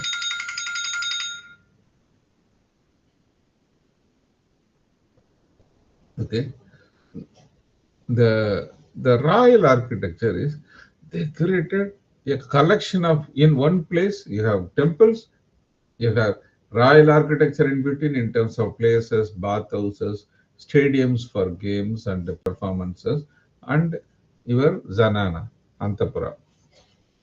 In addition, they have the civil military architecture. They have forts, animal stables, irrigation tanks, check dams, viaducts, and like how you had the Roman viaduct where it goes in a bridge, the water goes in a bridge. Vijayanagara has got a lot of viaducts which channelizes the Tungabhadra river water to the entire city. They got the huge bazaar complex. We'll see this one by one. So this is why we say that from being a simple temple, the Vijayanagara architecture merged everything and then built Hampi as a cosmopolitan capital of India at that time. So you have a huge collection within a very, very compact place. When you talk about this, around the Tungabhadra river, you have a collection of temples built by the kings like Virupaksha and others, and then built by the merchants and built this one. This entire stretch is a huge bazaar. And similarly, in front of every temple, there is a huge bazaar for trading. Same in Achyutaraya temple, bazaar. Kodanrama temple, bazaar. Vijay Vidyalaya, there is a huge bazaar. So, it is not only temple, business, and pleasure, everything is merged together. Then you have the royal enclosure where you have the royal palace, Pushkarini, and the Hazara Rama temple, and you have ladies' lotus magal, elephant stables. Like nowadays, how we build sheds for cars, they have got a fantastic stable for elephants. We are going to see that. So this was the earlier ones, like how the Famsana temples we saw in Alampur. This is of the 13th century. The earlier constructions were like this, very basic with the stacked temples. This is in Hemakuta Hills in 14th, 15th century. But just nearby, this is a view from Homogatam. The complete temples of Tuluva period, where you have extensive gopurams and then fantastic vimanas, Anantasayana temple in Hosapet, Tiruvenkaranada, Kalahasi temple, Tadipatri, Lepakshi, everything was built during this period, and each one of them is a gem in terms of sculptures, architecture, and everything. And this is the ultimate Virupaksha. Then the normal gopurams, which are fat and squat in Tamil Nadu, They changed the ratio of this Adhisthana to pedestal and made it increase, and they had a sharp one by extensively using wood and other things to make it lighter. So the result, the Vijayanagara Gopurams are very slender, tall, and they have rooms in all of this inside. The interior is a empty where you have got lot of halls. This entire interior is built on wood. So this is another interesting one in Vijayawada, Panaga Narasimha temple. See how slender it is. It is one of the slenderest gopurams. Another interesting thing is this entrance, they converted into a balcony so that the entire area they can walk or that they can stand from there and then see. This is another one near Kakinada, Mamidada. These are innovations of Vijayanagara. Again, they converted their Vahana Mandabas into chariots. Beautiful chariot. This is for Garuda, the Vahana of Vishnu, which is in Vithala temple. And this is in this is how it could have looked in earlier when the Gopura was complete. And you have a similar structure in Tadipatri in the front of the temple. So this is another dimension. And this Vahana Mandavas had huge tires. Okay, you might have heard about P17 or R252 kind of a tires, but these are all huge tires, fantastic size, and you can see this. These are all how this kind of tires were attached to mandapa along with the horses, so that it as though the mandapa is being pulled by this animals. Here in the front, you also have an elephant pulling this. And this is Sarangapani temple in the Kumbakonam, where you have a horse on the front, elephant on the back, and with two large wheels. The other interesting thing is two unique mandavas they created by Vijayanagara in all the places. One, they created lot of temple tanks for the float festival and other things. In the middle, they created an island and created a fantastic mandapa there. This is one unique mandapa contribution of Vijayanagara state. The second mandapa is a tall one, which is typically for the Dolotsava, where the swing, the god is kept in a swing and then he'll be playing. And because this is tall, the swing will be somewhere hanging somewhere here, visible to all. So this mandapa is twice the height of your normal mandapas. Primary purpose is that the god will be in a swing at a higher distance so that he is visible to all over them.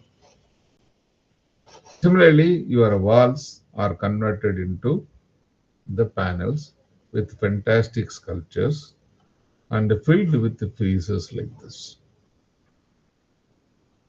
So everywhere stories, everywhere education. And this is also a similar way. Hoysala also did this Ratnapatika with elephant and other things. Elephant, lion, horses, and soldiers, and Makara, and Hamsa. Heaviest to the lightest. The same story they follow here. And the design, the normal temple design, which was a simple one, they started projecting 5 times. The same thing, it moves forward in 5 or 6 projections. It gives a fantastic 3D effect. This is another uniqueness of Vijayanagara. See this, the same square temple has been projected 4 times into a thing so that it gives a front look. Here, instead of a flat one, it is projected 3 times, giving a beautiful 3-dimension effect. And again, multi-story mandavas. Like how we built so many mandavas in, particularly in Gujarat and Rajasthan state, they also created a lot of granite mandava, 2 stories, 3 stories, for security, watching, and other control purposes. Musical pillars. This area is full of musical pillars, which is another innovation where they create different component, different thickness, so that the sounds are different. And large monolithic bulls. This is in Lepakshi, second largest after Komateshwara. Beautiful ornamentation. It is carved from a natural rock. Now, coming to the sacred architecture, we are moving to royal architecture. This entire area is a king's complex where places, this is King's Palace, King's View, and then uh, there is a king's toilet with commode. Nearby, Hazala Rama temple is there, mosque is there, Krishnadevara Palace. So the entire complex where the king and the generals live is in a compact area. And this is how the palaces and the watchtowers look like. And this is the mixture of Dravida along with the Islamic. By the time Islamic rulers were there, and then there are a lot of Islamic soldiers and others also in the Vijayanagara army. So they also borrowed some of the arches and other things. And this is the Lotus Mahal, which is the place for ladies to rest and relax. And this is one side, and there is the other side where around Janana, like this, lot of watchtowers are there to ensure that others don't encroach. And this is where the variation from the triple arch and other structures. This is Dravida and this is Islamic. And this is one of the area where the soldiers used to stay and their barracks. See this fusion, and this is typical Dravida kind of a pillar with Potika. This mixed with the three-part or a five-part arch of Islamic state. This is again a grand one. This has been converted into a sculptural museum now. Next to it, the bathhouse. The bathhouse also something they have created with separate areas for sitting and then private bathing, and this entire area is filled with water. And another again, this is a mix of Islamic and traditional Dravidian fusion. This is Dravidian and this is Islamic. Coming to the military structure, like how you have cars and other things in shed, and how we house our fighter aircraft in a very safe uh, security places. Vijayanagara also had stables for elephants. So this is for each elephant, and this is the place for the mahout to keep the food and other things. So 1, 2, 3, 4, 5, 6, 7, 8, 9, 10, 11. 11 elephants can be housed comfortably here in even in extreme heat. But see the architecture, the domes are totally different and creates totally different styles. This is where the art comes in.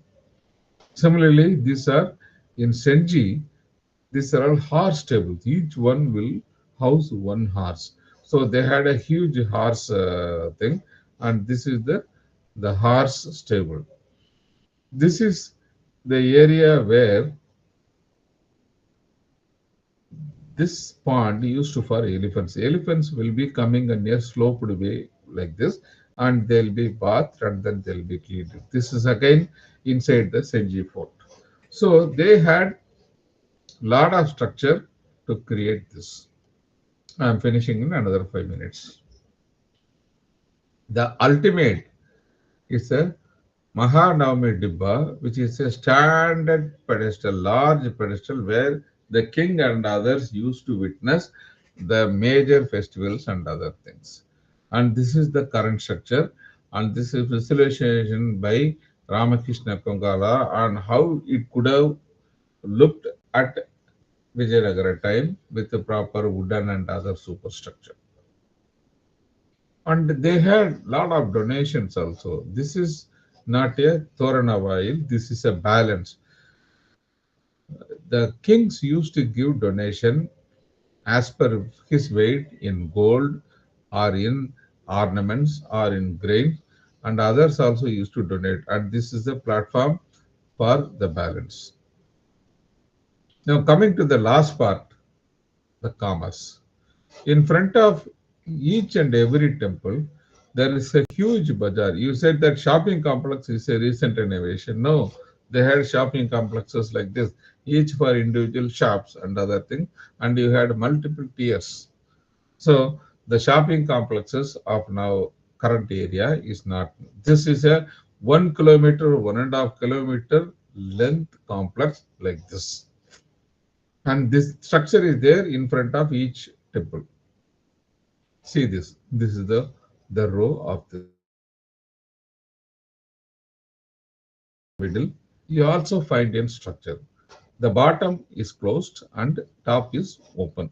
This is the customs or the central control building where they keep all the books and securities, treasury are the bottom. And this is the watchtower to ensure that all the trading and other things happen properly. So this is the kind of detailed commerce infrastructure we had. So as a cosmopolitan city, we had religious architecture, we had royal architecture, and we had entertainments, we had rivers, and we had commerce. Everything merged together in a fine exhibition of art and architecture. That is why Hampi is termed as the ultimate complex and cosmopolitan city. So, having seen this, you have lot of other temple malls. Similar collection where in a small place there is a huge collection of temples of varied design and other areas. One is Bhateshwar where 200 plus temples were damaged by Gujaras, and the famous ASI restoration by Dr. K.K. Mohammed, he has restored around 80 temples out of this. It is the largest jigsaw puzzle in the world. 200 temples damaged and strewn all over the place. And they have recovered around 80. Masroor, here in Masroor, we have one of the good um, monolithic temples which has been damaged by a earthquake. This is also a good place to visit. Jageshwar Dham also, we have in Uttarakhand, we have around 100 plus temples near Almora. Varanasi, I need not say.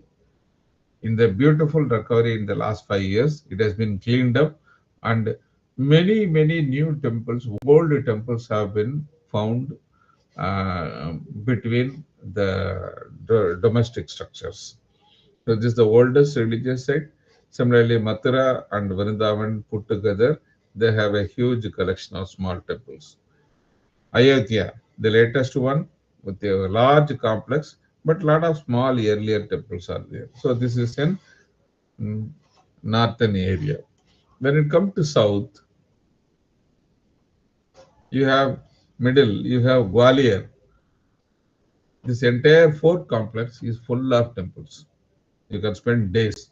And similarly in Jhansi, you come to Jhansi and visit Orcha area, there is another area where you can extensively see the temples. Coming to Chittorgarh, Rajasthan, the Baroli series is a very good collection. And coming to the western side, you have Vishnupur and Khajuraho. Both are fantastic collection of unique temples. The ultimate is Bhubaneswar.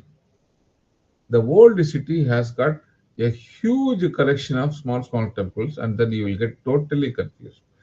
That much collection is there, and each one has got a fantastic history. The beauty is none of these temples have been renovated, they have been kept as it is.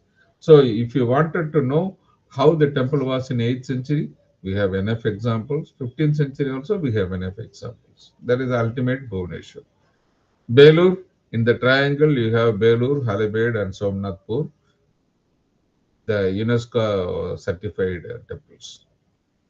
Coming to our local area, Kanjipuram has got around 1000 plus temples. Shaiva, Vaishnava, Jaina, Buddha, everything is there. And these temples have been there like Varanasi and others from 3rd century onwards. This is one of the oldest. When you see a little later, you come to Kumbakonam. In the city limits itself, 188 temples are there with a grand tank. So these are some of the shopping list where you will be able to visit, spend different style, different temples, and these are the temple malls for you to examine. So this is how a small single temple in a cave or something gets expanded, added more functionality, more features, more um, temples, more innovations, more facilities, and comes into grand forts and then expands into temple malls. So, consolidating this, I had done a book on Tamil Nadu temple architecture, which was recently published. This is available. You can ping me by TNTA direct. I can send you the embossed or signed copy, or you can buy it in any of the international books in the press or in Amazon, Flipkart, in US as well as in Britain. So I will share these links in the group so that you are also able to enjoy Tamil Nadu. Next time when you come to Tamil Nadu, you can bring this book, and this will be a very good companion to understand Tamil Nadu temple architecture. And this is the concepts are relevant to most of the South Indian temples also. So thank you very much. And like this, there are a lot of videos in my YouTube channel. You can like my video channel, Babu for Heritage. And there are a huge collection of similar videos by me and curated videos and a lot of playlists on heritage topics.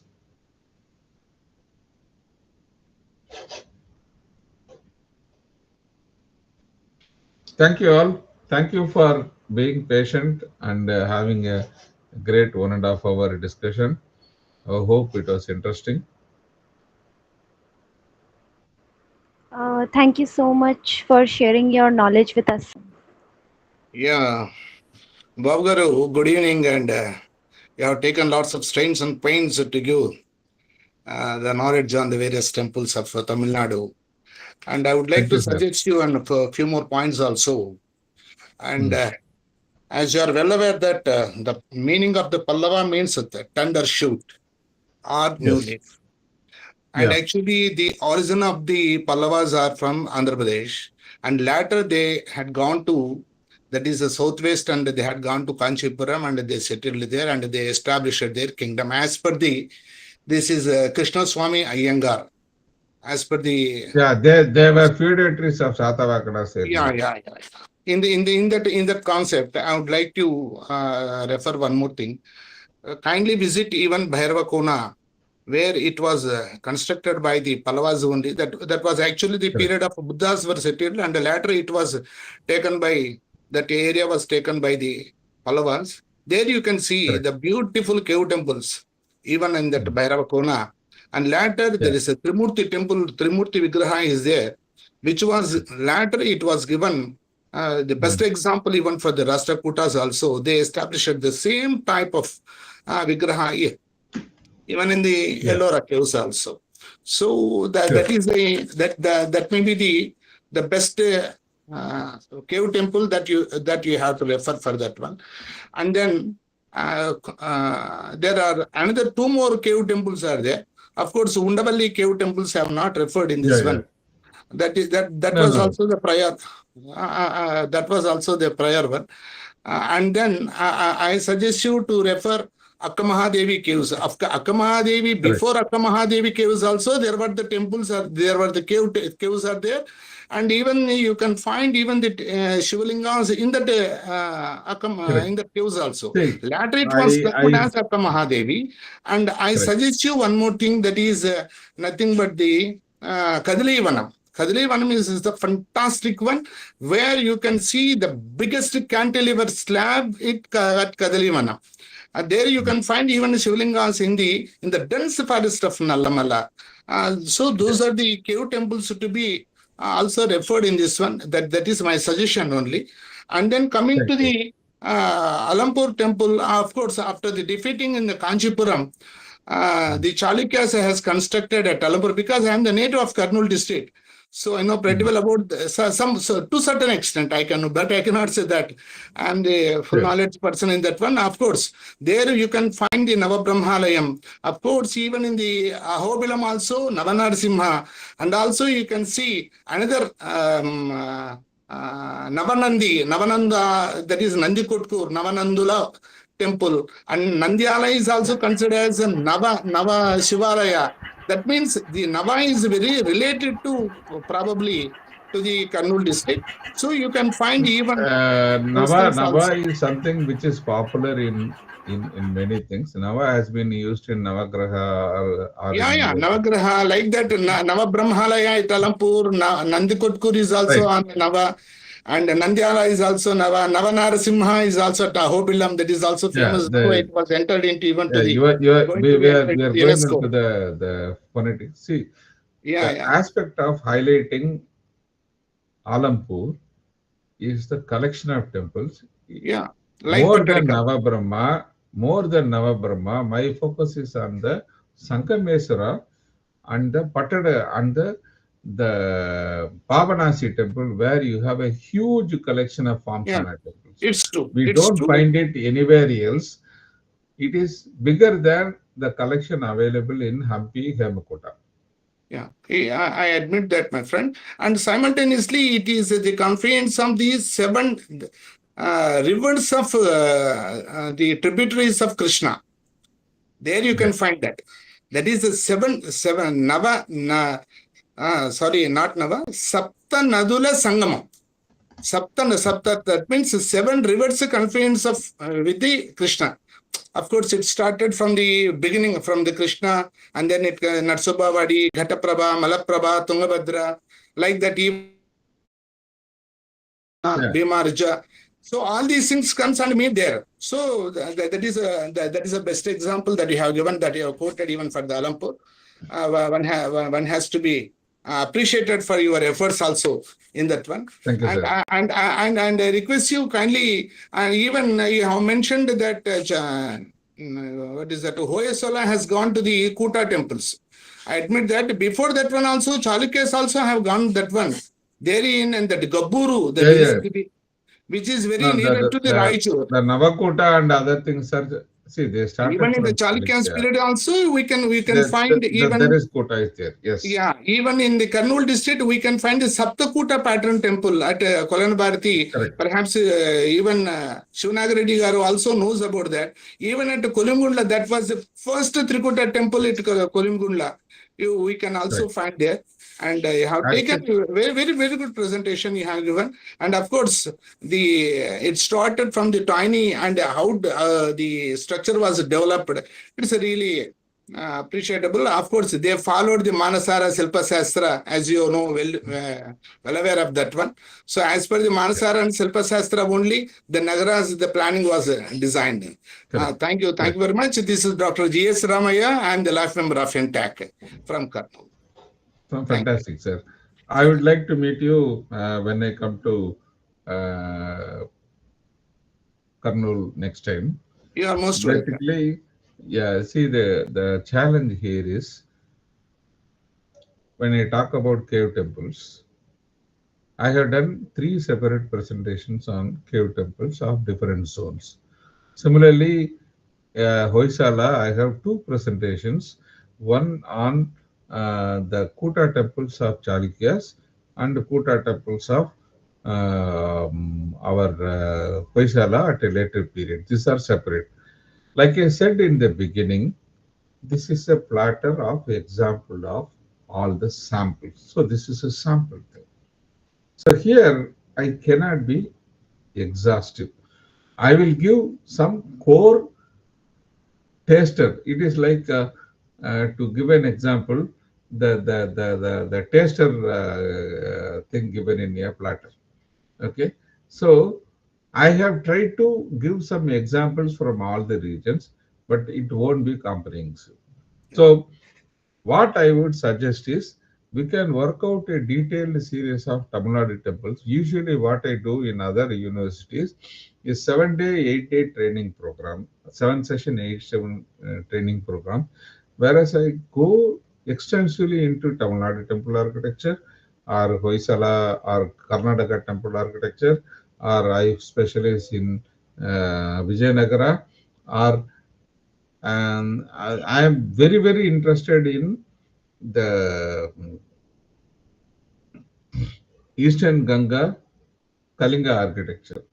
Primarily, I have removed Kalinga and Khajuraho primarily because I wanted to focus more on Tamil Nadu and South India zone, so that you have a clear idea.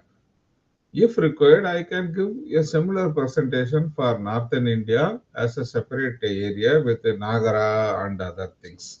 Okay, so when you have a theme, we need to have a boundary, and we need to uh, compress this into a boundary, at the same time give flavor. So there is a challenge in the presentation. Hope I have done some justice to it. So other feedback are welcome. Any questions?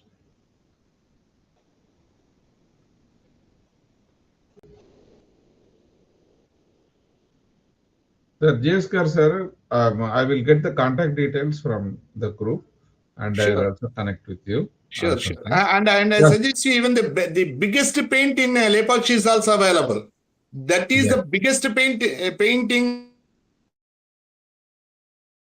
Correct. Not one of that is the biggest.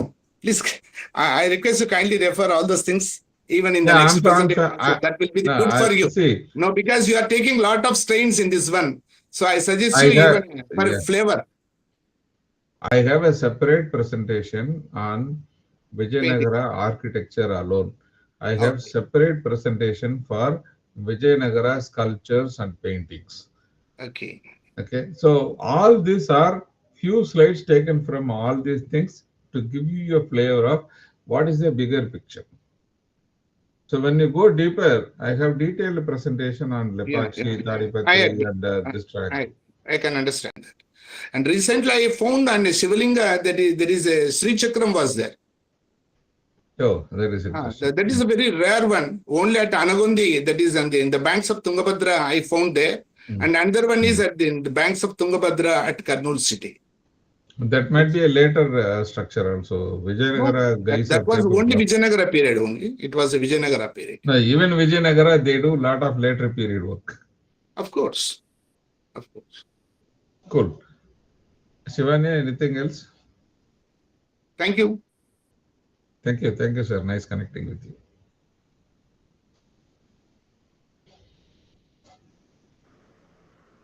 If anyone else wants to ask anything else, they can ask right now. And if everyone is done with their questions, now I would like to invite Shivanya ji to present the vote of thanks. Hello, sir. Before that, Yes. I have a question for the audience. Okay. Now that you have seen this, give your feedback and what you would like to hear from me as the next session. That will be a good indication where the group can arrange, and we can also plan for the next session. This is based on what you have seen and what area you are interested in. You are welcome to listen and suggest on what will be the next one. So you drive the subject and you drive the next schedule. I would prefer one or two people to just open up and give the feedback. That will be really nice.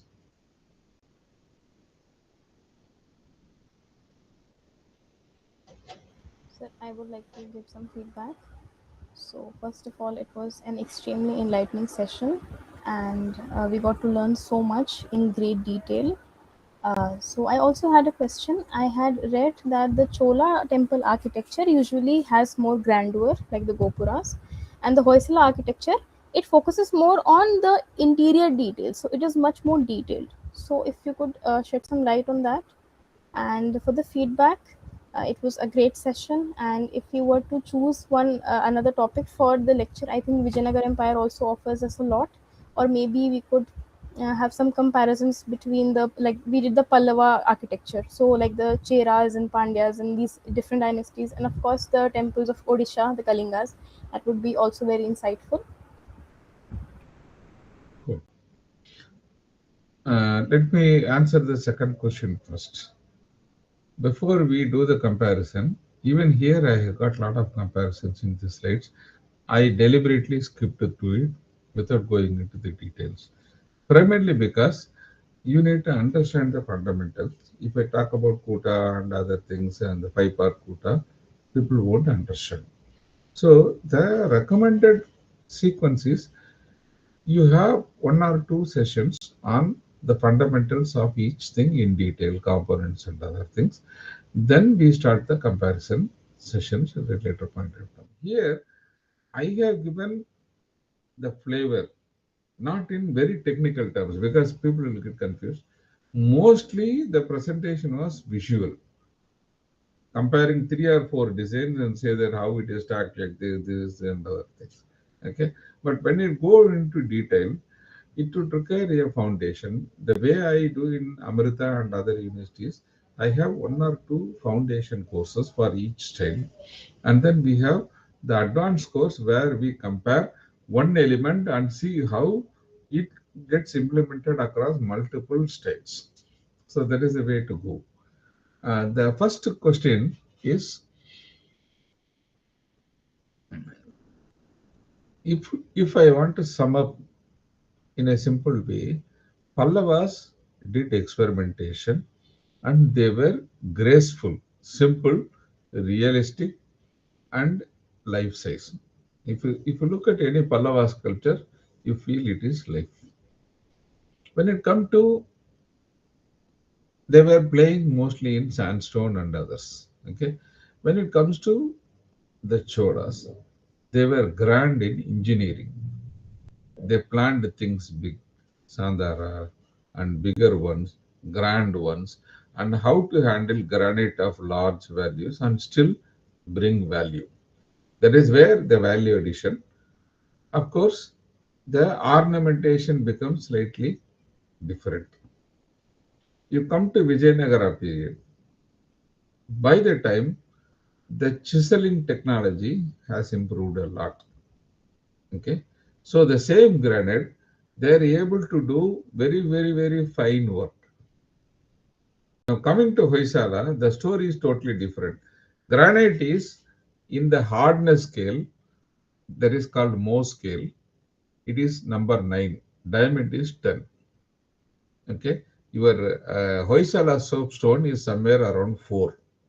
So it is easily carvable, and they do carving with small needles.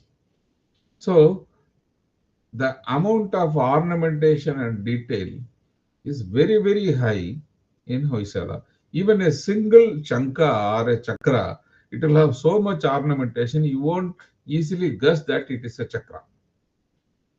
Okay. At the same time, being so brittle, they can't bring grand things.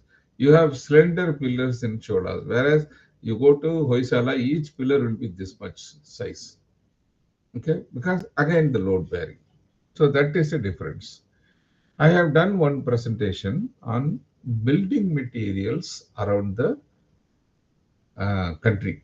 How different building materials decides the type of temples, the type of sculptures, and the type of designs that are available in a particular location like Kerala or Tamilnadu or Andhra or something.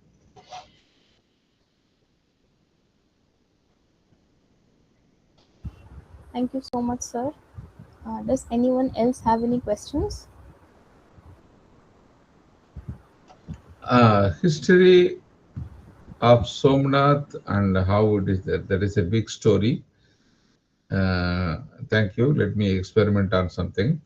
I am more comfortable and slowly expanding into the other areas.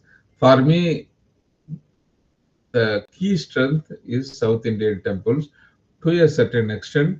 The Kalingan, Odisha, and Bengali temples. Gujarat, I know the concept, but I need to do more research on the local areas. Definitely, Somnath is one story about the history, how it was looted so many times, how it was done. Even after independence, there were so many issues. Okay, the government, to a certain extent, did not support it, and finally, it was consecrated with the private support. Government said support, but ultimately did not promise. There is a lot of stories in that, and that is a pinnacle. So it is a good 1.5 hour presentation for this.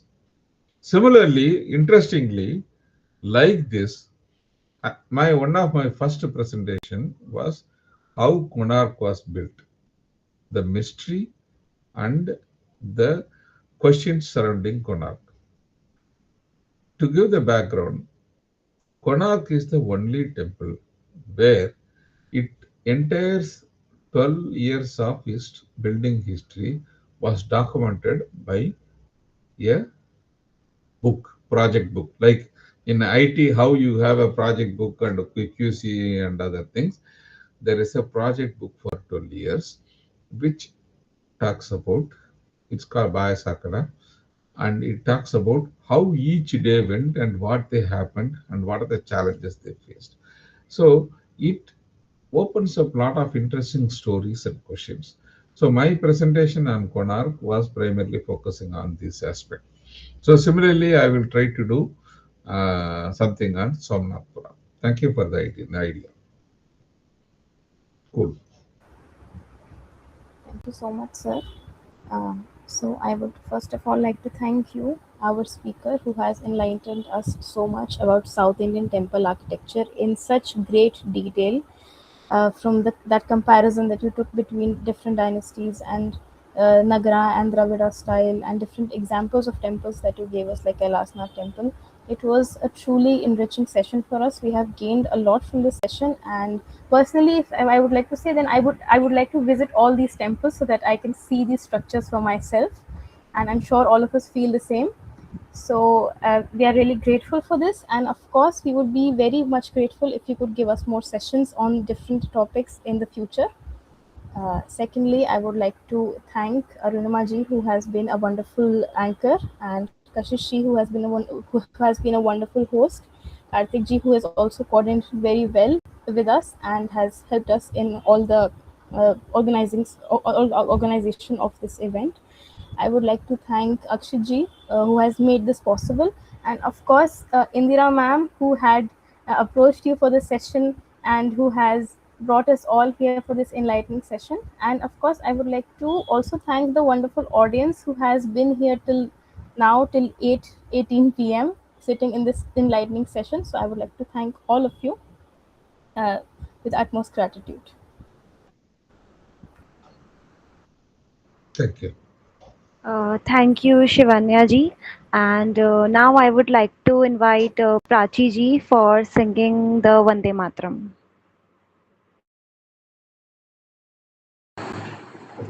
Kindly stand on your places. Vande Mataram, Vande Mataram, Sujalam